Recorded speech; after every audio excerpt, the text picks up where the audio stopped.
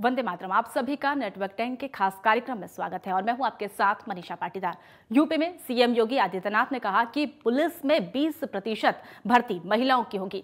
हाथरस में महिला सम्मेलन को संबोधित करते हुए सीएम योगी ने यह बात कही।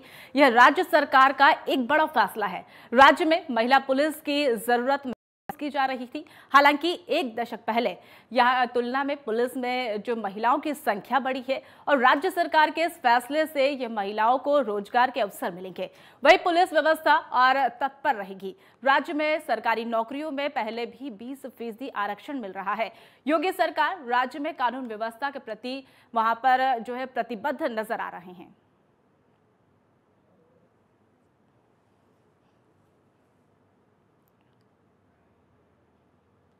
तो हम ये पूरे मुद्दे पर चर्चा करेंगे कि आज जो है यूपी पुलिस में 20% जो है आरक्षण महिलाओं को मिलेगा और पहले भी ये कई बार आवाज उठी थी और महिलाओं के द्वारा कई बार मांगी की गई थी, लेकिन ये पहले भी ऐसा हो चुका है। लेकिन योगी सरकार के आने के बाद एक बार फिर से योगी सरकार जो है महिलाओं को प्राथमिकता देने के लिए प्रतिबद्ध नजर आ रहे हैं और इसी बीच 20% जो है आरक्षण महिलाओं को देने का योगी सरकार के द्वारा उनके द्वारा ऐलान कर दिया गया। 2017 में 10,000 महिला जो है पुलिसकर्मी थी और एक बार फिर से महिलाओं को आगे बढ़ाने का अवसर योगी सरकार के द्वारा दिया जा रहा है और बेहतर कानून व्यवस्था भी उनके द्वारा की जाएगी। ये भी बता रहे हैं 62,424 पदों पर जो है बहाली होनी है।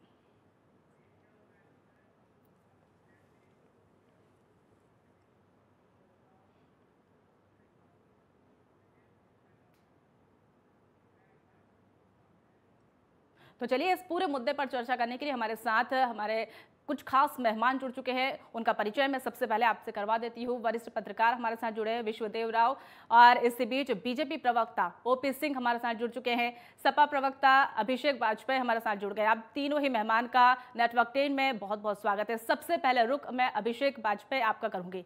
सर, जिस तरीके से योगी सरकार हमेशा महिलाओं को प्राथमिकता देती रही है और एक और पहल उनके द्वारा की जा रही है कि महिलाओं को जो है 20% आरक्षण दिया जाएगा, कैसे देखते हैं आप? मनीषा जी धन्यवाद। मनीषा जी, हमने वो घटना भी याद है जब महिलाओं की बात आती है कि तो लखीमपुर की वो घटना भी याद है जिसमें भारतीय जनता पार्टी के नेता ने थाने के ऊपर हमला करके बाकायदा अपने बेटे को छुड़ा ले गए थे, जिसमें महिला कांस्टेबल के साथ छेड़छाड़ की घटना थी। आपको याद होगा, वो महिला सशक्तिकरण। कानपुर की वो घटना भी हमको याद है जिसमें घर के ऊपर बाकायदा बुलडोजर चला दिया गया था और 2 महिलाएं उसमें जिंदा जल भी गई थी, वो आपको याद होगा। और उसके बेटे जब न्याय मांगने के लिए गया था, कैसे उसको थाने पे नंगा करके उसको कपड़े उतरवा दिए गए थे और कई सारी यातनाएं दी गई थी, प्रताड़नाएं दी गई थी। वो घटना भी हमको याद है। हमको वो घटना भी याद है जब जहाँ पे ध्रुव नाम के व्यक्ति और उसकी बहन 2 लोग बचे थे, पूरे परिवार की रोड एक्सीडेंट में मृत्यु हो गई थी, जहाँ पे भारतीय जनता पार्टी के लोगों ने उसके घर के ऊपर और उनकी जमीनों के ऊपर कब्जा कर लिया गया था। वो घटना भी हमको याद है। मुझे बुंदेलखंड की वो घटना भी याद है जहां पे मौजूदा समय में जो सांसद महोदय थे, उनकी बहन के स्कूल में एक पत्रकार, महिला पत्रकार को बाकायदा पीटा गया था और सभी चैनलों ने उसको दिखाया था और उसके पिता के ऊपर संगीन आरोप दर्ज करा करके उसको जेल के अंदर ठूस दिया गया था। वो घटना भी हमें याद है। और हमें वो घटना भी याद है जहाँ पे फैजाबाद में बाकायदा जो रेप की घटना हुई थी, जिसमें बाकायदा उसके ऊपर जांच के आदेश दिए गए थे, लेकिन कोई भी आज तक उसके संज्ञान लेने वाला कोई नहीं बैठा गया। तो कौन से महिला सशक्तिकरण की बात करते हैं और कौन से महिलाओं के परसेंटेज की बात करते हैं? कहीं पे भी ये सिर्फ झूठी बातें हैं, क्योंकि भारतीय जनता पार्टी झूठ परोसने में तो नंबर 1 है और फेंकने में तो पूछिए ही मत। विश्व स्तर की पार्टी है और उसमें इनको गर्वान्वित इनको महसूस होना चाहिए। तो छलावा है, क्योंकि राजनीति इसी का नाम है। क्योंकि इनको देखना है कि 2024 आ गया है, तो 2024 में कुछ ना कुछ नए प्रयास दिखाने हैं कि जनता के बीच कि हमने ये काम हम कर रहे हैं। फिर से एक नया ढिंढोरा पीटना, फिर से एक नया जाल फैलाना है कि जनता 2024 के मद्देनजर वोट दे और भारतीय जनता पार्टी की सरकार बने। लेकिन ऐसा कुछ होने वाला नहीं है, क्योंकि जनता ने इनका चाल चरित्र और चेहरा देख चुकी है, पहचान चुकी है। अब कहीं पे इनकी दाल गलने वाली नहीं है। जी अभिषेक जी, अब मैं सीधा रुख ओपी सिंह का कर लेती हूँ। जिस तरीके से 20% जो है आरक्षण महिलाओं को मिल रहा है और आपने सपा प्रवक्ता को भी सुन लिया है, तो दोनों का जवाब आपसे एक बार। जी, धन्यवाद मनीषा जी, आपने जो सवाल किया, हमारे सपा के साथी ने उस पर एक शब्द ना बोल करके कुछ घटनाओं को उन्होंने बड़ी बारीकी से याद रखा, इसके लिए उनको धन्यवाद। देखिए मनीषा जी, जब से उत्तर प्रदेश में और केंद्र में भारतीय जनता पार्टी की सरकार बनी, तब से हर वर्ग का सम्मान बढ़ा है और जितनी भी हमारी योजनाएं चली हैं वो बिना भेदभाव, न क्षेत्र का, न जाति का, न धर्म का, न संप्रदाय का, उन योजनाओं का लाभ सभी को मिला है। भारतीय जनता पार्टी की सरकार, केंद्र प्रदेश की सरकार बेटियों को हर क्षेत्र में आगे बढ़ाने का काम किया, लगातार काम किया। अगर एक बेटी माँ के गर्भ में आती है तब से लेकर के उसके बड़े होने तक, उसके पढ़ने लिखने तक, उसकी पढ़ाई से लेकर के उसकी शादी तक, उसकी नौकरी तक, उसकी गृहस्थी तक और उसके वृद्धावस्था तक की सरकार ने तमाम योजनाएं चला रखी है। बात आज 20% की हो रही है। ये बात किसी भी विपक्षी पार्टी को, जिन्होंने कभी महिलाओं का सम्मान किया नहीं, अभी मैं उस पर भी आता हूं, उनको ये बात अच्छी नहीं लगी। उनको तो साधुवाद देना चाहिए कि महिलाओं के लिए 20% आरक्षण की व्यवस्था की गई है। 2017 के पहले जहां पुलिस विभाग में महिलाओं की संख्या मात्र 10,000 थी, आज जो है महिलाओं की संख्या 40,000 है और माननीय मुख्यमंत्री जी का ये स्पष्ट आदेश है कि पुलिस विभाग में जो भी नौकरियां हो रही है उसमें 20% महिलाओं की होगी। और आपने एक और बदलाव देखा होगा कि जिलों में महिला थाने की प्रभारी तो मुद्दतों से होती थी महिला, लेकिन एक आदेश के तहत अब जनपद में जितने भी थाने होंगे उसमें से एक थाने की प्रभारी महिला ही थानाध्यक्ष होगी। ये बहुत बड़ा बदलाव। दूसरी बात, महिला सशक्तिकरण के लिए हमारी केंद्र प्रदेश की सरकार की जो तमाम योजनाएं चल रही है, मैं उसके बारे में न जाकर के, लेकिन अभिषेक भाई को हाल में ही मैं याद दिलाता हूं कि हमारी केंद्र की सरकार ने महिला शक्ति बंधन विधेयक लाया है। वही उत्तर प्रदेश की सरकार ने कन्या सुमंगला योजना जो 15,000 की धनराशि दी जाती थी उसको बढ़ा करके 25,000 की बात किया। इन्होंने कुछ घटनाओं को याद दिलाया। तब अभिषेक भाई हो सकता है दूसरे पार्टी में रहे हो, जब ये इस तरह के समाजवादी पार्टी की सरकार में बलात्कार की घटनाएं होती थी तो मुलायम सिंह यादव से जब पत्रकारों ने पूछा तो कहा बच्चे हैं, गलती हो जाती है, क्या उन्हें आप फांसी देंगे? आप रामपुर की सभा में अखिलेश यादव के सामने जब आजम खां कहते हैं कि भाई हम तो जयप्रदा के अंता वस्त्र को भी कलर बता सकता हूं, तब इनको चिंता नहीं होती। और कानपुर में जब बलात्कार की घटना में अखिलेश यादव से, पत्रकारों से, एक महिला पत्रकार ने पूछा तो अखिलेश यादव ने कहा मैडम आपके साथ तो नहीं हुआ, आप क्या बात करते हो यार? आपको कम से कम राजनीति करनी चाहिए, विरोध सत्तारूढ़ पार्टी का करना चाहिए, लेकिन जो देश हित में हो, समाज हित में हो, महिला हित में हो। अरे भाई, आप अभिषेक भाई जब दूसरे पार्टी में डिबेट में हमारे साथ बैठते थे तो आप भी कहते थे कि समाजवादी पार्टी की सरकार में 364 दंगे ऑन रिकॉर्ड 5 साल में हुए। आए दिन कर्फ्यू लगता था, आए दिन सांप्रदायिक 30 त्योहार जितने भी होते थे सब में जो है गोलियां और लाठियां चलती थी। आज कुंभ का मेला हो, करोड़ों लोग धार्मिक स्थलों पर जाते हैं। हाँ, इस बात के लिए एक वर्ग आपका शुक्रगुजार है कि प्रत्येक वर्ष 300 करोड़ रुपया आप जो है कब्रिस्तान की दीवार बनवाने में खर्च करते थे। आज वो पैसा जो हिंदू उपेक्षित थे, बाबा काशी विश्वनाथ कॉरिडोर, चित्रकूट, अयोध्या, मथुरा, इन धार्मिक स्थलों पर हम खर्च कर रहे हैं। हमारे आप में बुनियादी फर्क है। आपकी पार्टी की जो स्थापना ही जातिवाद और तुष्टीकरण के तहत हुई है, इसलिए जितने भी देश के अंदर जो भी अच्छे कार्य हो रहे हैं आप उनको दो की तरफ से देखते हो। आप उनको केवल जो है तुष्टीकरण और जातिवाद के आईने में देखते हो। आप तो उस आईने में अभिषेक भाई अतीक और मुख्तार की भी प्रशंसा करते हो कि देखो अतीक के साथ कोई घटना न घट जा, मुख्तार के साथ घटना न घट जा। और आपने तो आजम को जो सजा हुई है उसमें आपने कहा कि चूंकि आजम मुसलमान है इसलिए उनके साथ अन्याय हुआ है, सरकार कर रही है। न्यायालय, संविधान, अरे किसी का तो आप जो है किसी का सम्मान करना तो सीखिए। आप क्यों कहते हैं जब न्यायालय का आदेश है, उसी सुप्रीम कोर्ट ने आजम खां को जो है बरी किया था, और उसे वही जो है प्रयागराज हाईकोर्ट जो जी ओपी सिंह, आप अपनी बात पूरी करिएगा, लेकिन उससे पहले पूर्व आईपीएस हमारे साथ जुड़ चुके हैं और अरविंद कुमार जैन, और वो कुछ कहना चाहते हैं। रखिए सर अपनी बात। मनीषा जी, मैं क्योंकि ओपी सिंह जी के बात का जवाब तो देना चाहूँगा, क्योंकि अगर बात कहें तो अभी इन्होंने योजनाओं की बात करी, तो मुझे लगता है कि जब बात योजनाओं के लाभ की बात करें तो मुझे लगता है कि आयुष्मान योजना का भी मुझे लगता है हमारे बड़े भाई को याद करना चाहिए। जहाँ पे लक्ष्मी नाम की युवती जो थी, उसकी साल भर पहले मृत्यु हो चुकी थी और उसकी 2 जगह इलाज चल रहा था। उस घटना के बारे में भी इनको जिक्र करके बताना चाहिए। और धनवंतरी जो महिला थी, जो बाकायदा लखीमपुर की मुझे अच्छे से ध्यान है, जो थी, उस घटना पे इनको क्या बोलेंगे, जहां पे उसके 5 जगह इलाज चलते दिखाए गए और जिसका 1 जगह पे इलाज चल रहा था। तो ये इनकी चीजें हैं। अभी इन्होंने बात कही, देश हित की भी बात कही, और देश हित की जब बात हो तब कहां चली गई थी, जहां पे महिला पहलवान, जो देश का सम्मान आप जिसे कहते हैं, बहुत सारे ट्रॉफी और कितने सारे चीजों से नवाजा आपने उनको, जब उनके ऊपर आपने लाठी चार्ज करवाई और पकड़ करके जमीन पे रगड़ते हुए थाने तक लेकर के गए थे, तो वो महिलाएं कहां चली गई थी? उस समय प्रधानमंत्री जी ने क्यों नहीं जवाब दिया था? देश हित की वो बात है क्या? और मैं आपको, जब आप बात कर रहे थे तो आदरणीय अखिलेश यादव जी की बात कर रहे थे, तो मैं आपको याद दिलाना चाहूंगा 10-90 जो है वो महिला सशक्तिकरण जो आदरणीय अखिलेश यादव जी ने दिया था, मुझे लगता है आपको अच्छे से याद होगा, और जो आज भी बड़ी मजबूती के साथ काम कर रही है। महिला किसान बाजार, जो गांव देहात में गरीब महिलाएं होती, जिनको ठिकाना नहीं मिलता है कि अपनी चीजों को बेच सकें, वो महिला किसान बाजार भी आदरणीय अखिलेश यादव जी ने करवाया था।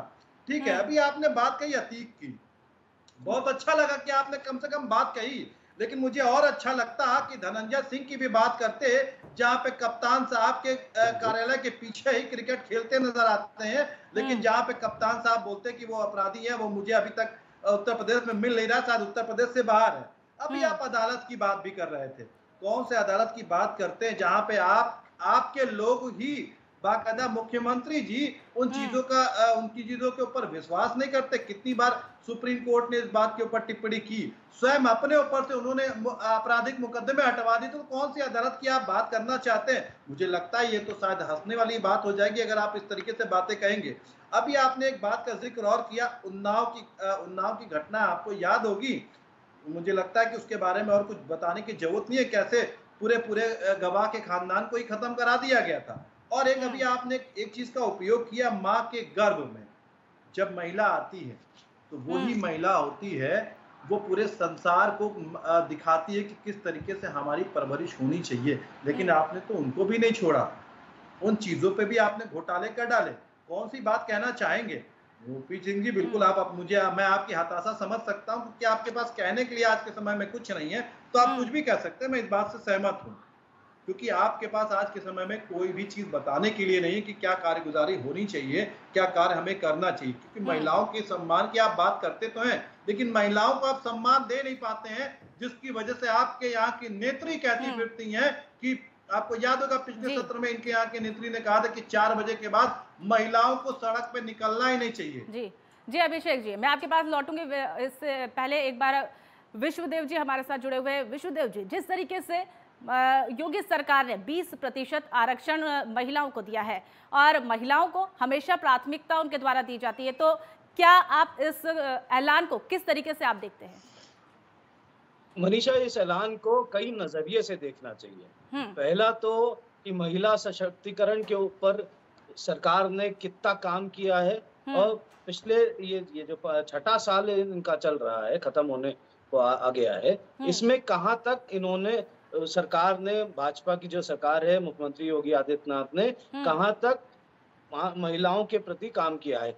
गिनने के लिए तो बहुत से काम है, लेकिन प्रमुखता अगर देखा जाए तो फिलहाल के वक्त में ही इसी दूसरी सरकार में उनके जो 2 बड़े ऐलान हैं, जो एक पहला ये जो SHO हर जिले में होगी, जो महिलाओं की पीड़ा को सुनेगी, ये बहुत बड़ा कदम है मनीषा। आप खुद एक जिले में जाती रहती हैं, आपने खुद देखा होगा महिलाओं के प्रति कितना उत्पीड़न होता है। महिलाओं को पुरुष के सामने बोलना पड़ता है, बताना पड़ता है। पुलिस सिपाही के सामने, पुलिस इंस्पेक्टर जो होता है वो पुरुष होता है, उसके सामने वो कैसे अपनी व्यथा बता पाएगी, खुल के कैसे बात कर पाएगी। ये बहुत बड़ा प्रभावी कदम है जो जिले की जो अनपढ़ महिलाएं हैं उनको इससे बल मिल रहा है, पहली चीज। दूसरी चीज, जो इन यूपी के हिसाब से अगर मैं बात कर रहा हूं, मैं देश की बात नहीं कर रहा हूं, मैं यूपी में महिला पुलिस बल जो है वो बहुत कमजोर था। जिले में मुझे नहीं लगता है कि 50 से ज्यादा महिला पुलिसकर्मी रहे होंगे जो एक्टिव ड्यूटी पे रहते होंगे, क्योंकि हम भी जिले में जाते हैं तो महिला पुलिसकर्मियों की संख्या हमें उतनी नहीं दिखती है। तो मेरे हिसाब से महिला सशक्तिकरण और महिलाओं के प्रति सरकार ने जो ये कदम उठाया है और इसको क्रियान्वित अगर कर लेगी तो बहुत प्रभावी होगा। तीसरी बात मनीषा, मैं ये बताना चाहूंगा, सरकार किसी की भी हो, अखिलेश सरकार में 10-90 बनाया गया। बनाना बहुत आसान है, उसको चलाना भी बहुत उतना ही मुश्किल होता है। अखिलेश जी ने बनाया, उसको थोड़े दिन चलाया, लेकिन अगली सरकारों में देखा गया है, जैसे मायावती सरकार में कुछ बना तो अगली सरकार में कुछ क्रियान्वित नहीं होता था, या सपा सरकार में बना तो आगे नहीं बनता था। लेकिन भाजपा सरकार में एक खूबी ये आई है कि इन्होंने पुरानी योजनाओं को भी महिलाओं की क्रियान्वित करके दिखाया है। 10-90 हो सकता है उसी ढर्रे पे चला जाता, लेकिन उसको प्रभावी रूप से चलने दिया, उसकी बजटिंग करी, उसके ऊपर खर्चा और बढ़ाया गया, और आज 10-90 एक बहुत प्रभावी कदम है महिलाओं के लिए उत्तर प्रदेश में। ये दोनों सरकारों को बधाई है कि आपने महिलाओं के लिए इतना बड़ा कदम उठाया। मैं ये ओपी सिंह साहब और अभिषेक जी दोनों से कहना चाहूंगा, बात पूरी करने दीजिए। मैं अभिषेक जी आपसे भी कहना चाहूंगा, ये एक मापदंड रखिए कि सरकार, पहली सरकार और आने वाली सरकार और चल रही सरकार, इसमें क्या आपने काम किया है, क्या काम आप अच्छी तरह आगे चलाएंगे, ये भी गौर फरमाइए। दोनों विरोधाभास करना बहुत अच्छी बात है, लेकिन कुछ तथ्यों को ठीक से भी प्रेजेंट करना अच्छी जरूरी होता है। जी मनीषा जी, विश्वदेव जी। अभिषेक जी रखिए अपनी बात।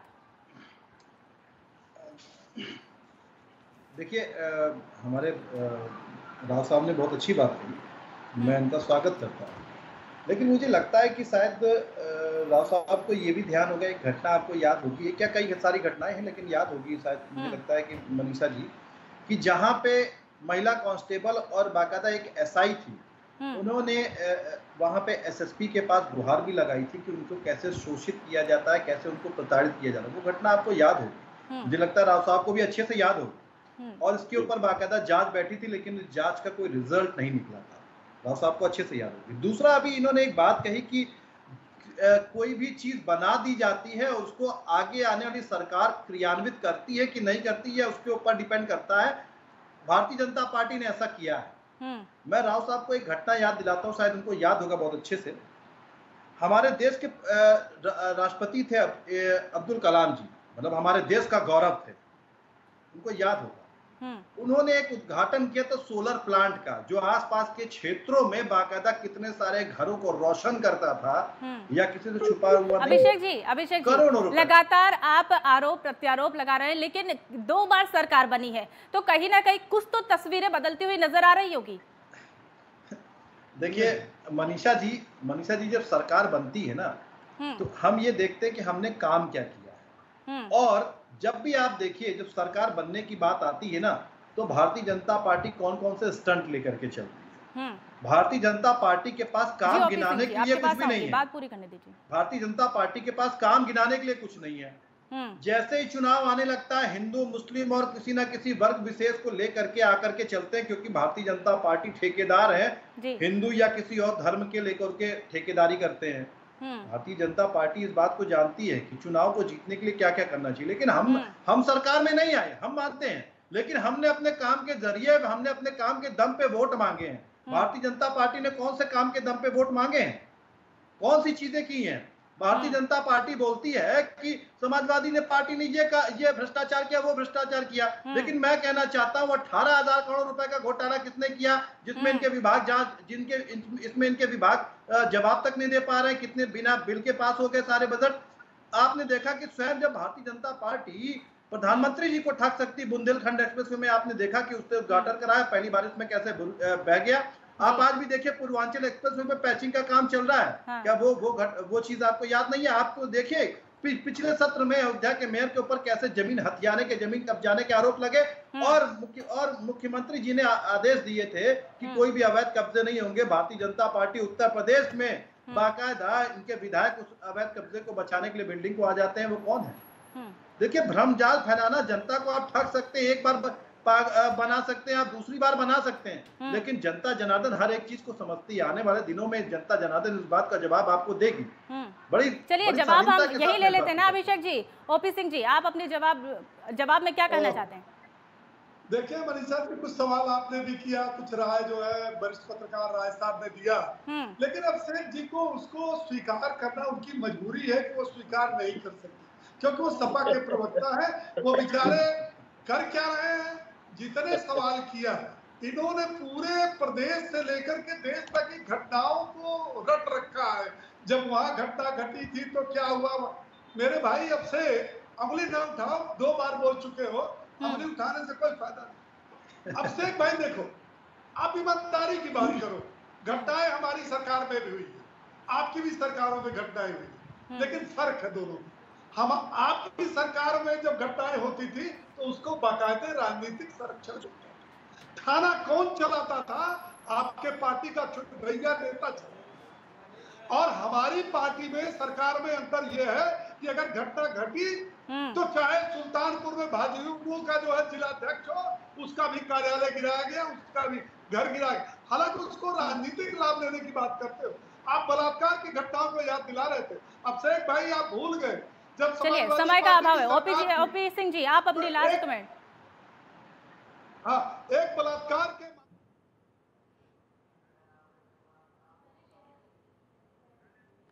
जी, यूपी में महिलाओं को 20% भर्ती जो है उनकी करने का योगी सरकार के द्वारा ऐलान किया गया है। यूपी में 40,000 महिला जो है 2017 में जो थी, और इसके बाद भी महिला पुलिस की जरूरत वहां पर थी और लगातार ये महिलाओं के द्वारा मांग भी की जा रही थी।